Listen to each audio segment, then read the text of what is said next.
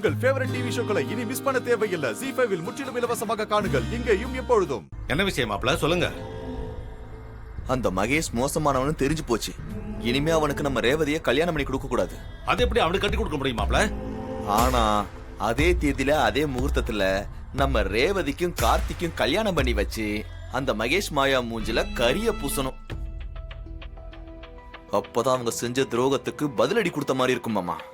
எனக்கும் என் மாப்பிளைக்கு பொண்ணு கொடுக்கணும்னு ஆசையா தான் இருக்கு. ஆனா அதுக்கு சாமுண்டீஸ்வரர் ஒத்துக்க மாட்டாளே. மாமா இப்படியே சொல்லிட்டு இருந்தா அது நடக்காதுதான் மாமா. நாம தான் ஏதாவது செஞ்சு இந்த கல்யாணத்தை நடத்தி வைக்கணும்.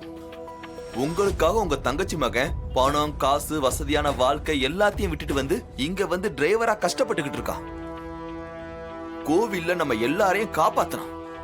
அத்தைய செங்கல் சூளையில வச்சு அந்த சிவனாண்டி கொல்ல பார்த்தப்ப அவன் தான் காப்பாத்தினான்.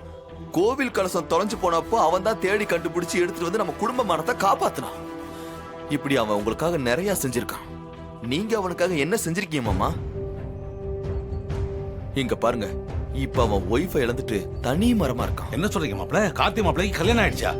ஆமா, அவன் ஒய்ஃப் இறந்துட்டதா தான் கார்த்தி சொன்னான். இந்த கல்யாணத்தை மட்டும் நம்ம பண்ணி வச்சுட்டா அவனும் சந்தோஷமா இருப்பான், ரெண்டு குடும்பமும் ஒண்ணு சேர அதுவும் ஒரு வகையில உதவியா இருக்கும்ல.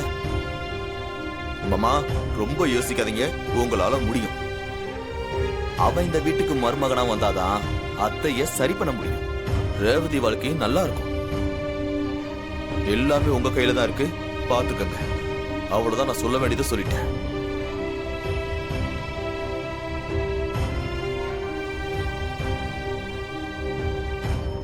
ZEE5 ஆப்பை டவுன்லோட் செய்து அனைத்து எபிசோடுகளையும் இலவசமாக பாருங்க.